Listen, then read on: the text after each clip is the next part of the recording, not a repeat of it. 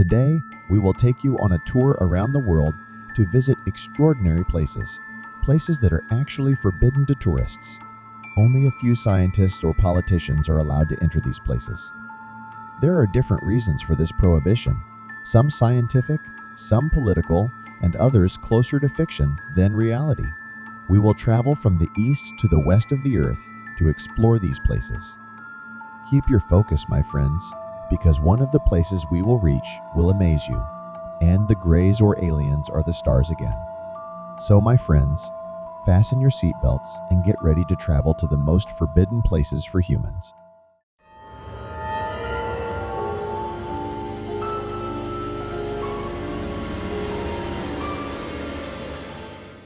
You might have heard before about strange and isolated places in the world, like Area 51 in the United States, with its frightening and hidden experiments and the rumors and hypotheses that have emerged around this area, or North Sentinel Island in India, with its primitive tribe known for their hostility and cannibalism.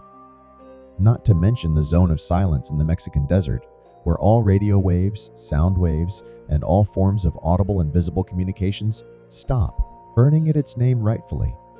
However, these places, although famous, are not the only mysterious places around the world, nor are they the only places prohibited for humans to enter. What we will present today might puzzle and astonish you more than the aforementioned places. Let's start with NorthBrotherIsland in New York, United States. This island is one of the most isolated islands in America, despite being located on the outskirts of bustling New York City. However, this island is closed to visitors. The given reason is to protect the various bird species that have taken the island as a safe haven after it was officially closed. But there are hidden reasons that have made this island indirectly forbidden to tourists. Perhaps its dark history and its infamous reputation have played a role in keeping visitors away. Let's see the story. The story of this island began in 1885, when the city authorities purchased this island from its owners to turn it into a hospital, later named Riverside Hospital. This hospital was designated for treating infectious diseases like yellow fever and measles, similar to a quarantine center for the infected.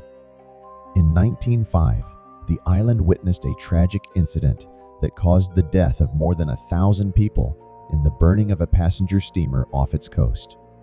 In 1907, a woman named Mary Mallon was admitted to the hospital, but Mary was not an ordinary patient. The woman, unfortunately, was the first person in America to be diagnosed as a carrier of typhoid fever. The woman, who worked as a cook in homes, caused 7 families to contract typhoid.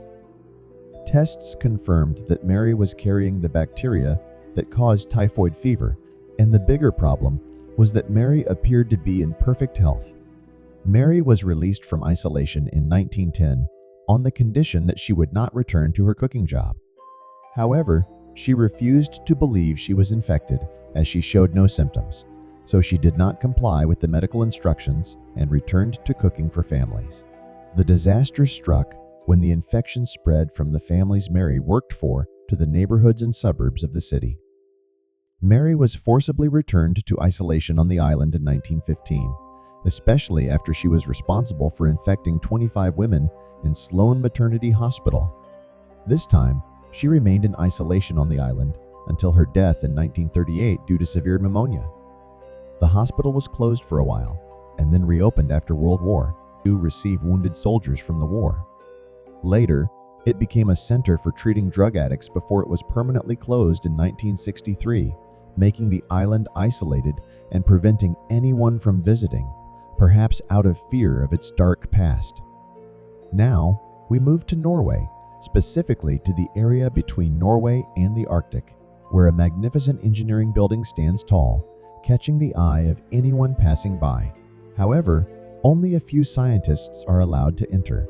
The reason is that more than 1 million types of agricultural seeds from all over the world in various eras are safely stored on the shelves in the Svalbard Global Seed Vault in Norway, also known as the Doomsday Vault.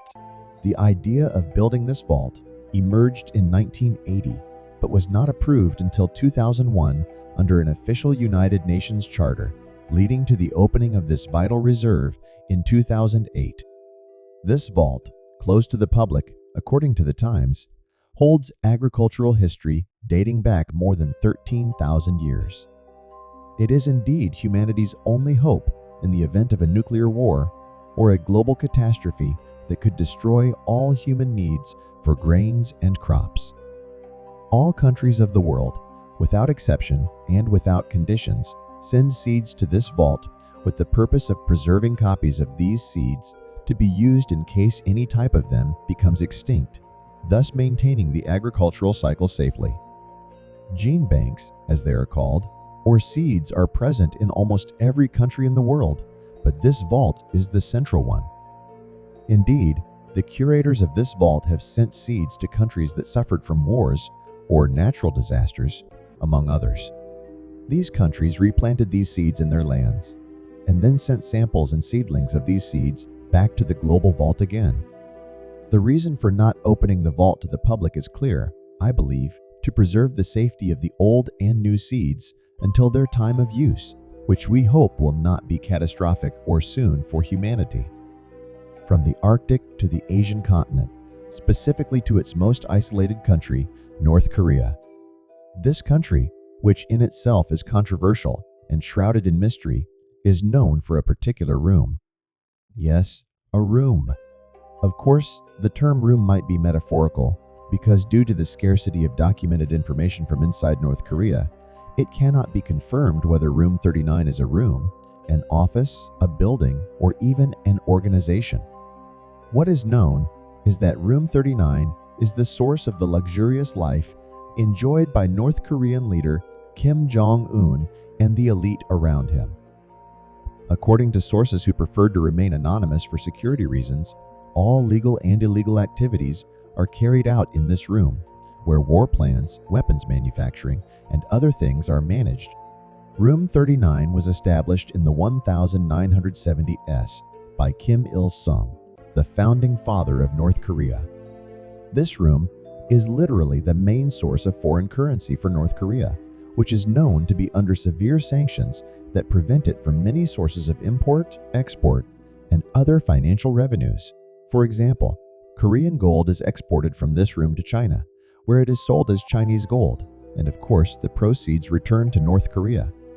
Similarly, even drugs, whether produced in different forms or traded, have a share of the activities managed in this secret room. Of course, as mentioned earlier, it is impossible to ascertain the truth about this room from any angle, because if the country itself is closed off, what about this room? We move now to the North Atlantic, specifically to the northern part, where an island that no human foot has trodden except for a few experienced and skilled scientists stands. The island of Surtsey, near the southern coast of Iceland. Why all this isolation and precaution? Simply because this island, according to scientists, is the newest island in the world. A series of eruptions that began on November 14, 1963, accompanied by ash and other minerals, over almost 3 years, formed this island. This island is the first volcanic island where scientists have been able to study the complete life cycle from its beginning in all its aspects on this new island. Therefore, it is, for them, like a 100% natural laboratory.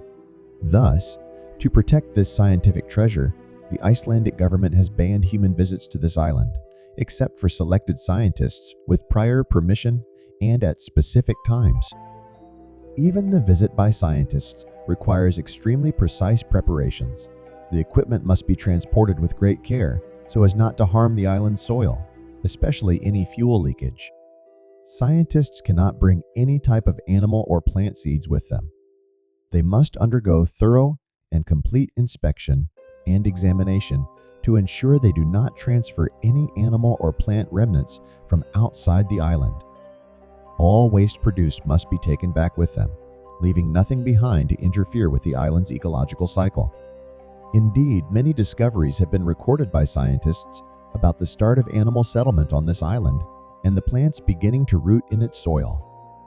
It seems that the isolation and prohibition here serve the interests of science and knowledge specifically, hoping that the life cycle on this island completes and it becomes possible to visit and observe the birth of the world's newest islands.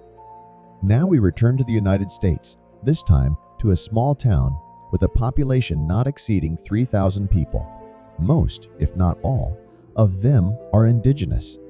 A town like this does not seem to have anything that would prevent tourists and visitors from entering. However, according to many sources like Discovery Channel and others, this town, specifically a certain site within it, is under strict security and is considered one of the most forbidden places in the United States and the world. The reason is a secret laboratory beneath this town conducting hybrid experiments between humans and animals and between humans and aliens. Yes, my friends, as you heard. Of course, the American government denies this, claiming that the town is an area designated for population census, like many similar areas across the American lands. But this particular area became famous above others. According to Discovery Channel, the story dates back to the 1930s, when rumors began spreading about the existence of the secret base or laboratory beneath the town. However, the topic of hybrid creatures and aliens began to emerge seriously in 1970. In this year, a former New Mexico State police officer named Valdez informed the Santa Fe, New Mexican newspaper of strange and unusual deformations in cattle herds. In one of the radio interviews, Valdez stated that the evidence left at the site of the mutilated cattle did not belong to natural predators. Predators do not leave gas masks, adhesive tapes, and other tools used in experiments behind. This man made other claims in various media, revolving around his sightings of large black objects in the sky. His most prominent statement came in a documentary on his channel. Listen to the following. He stated that during his investigation into the mutilated cattle, he discovered a dead cow with its fetus still inside.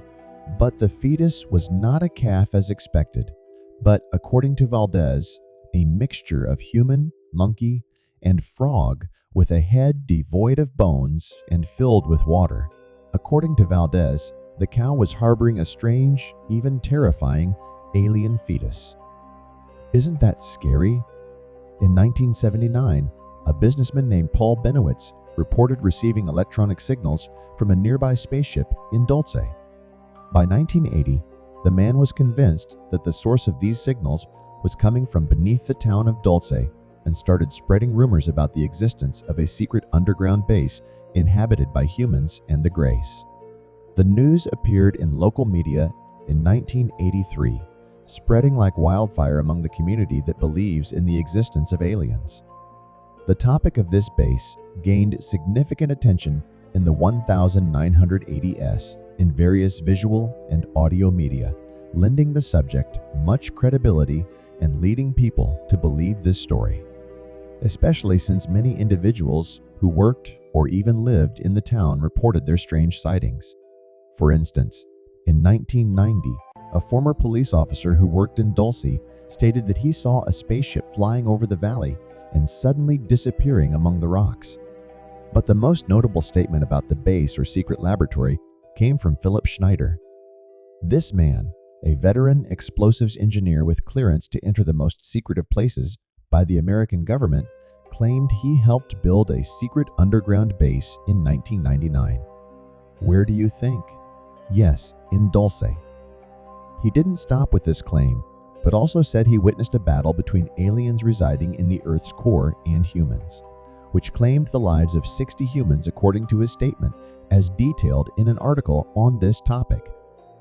Of course, this topic, like many other topics related to secret experiments, hybrid creatures, and aliens, did not receive attention from the American government.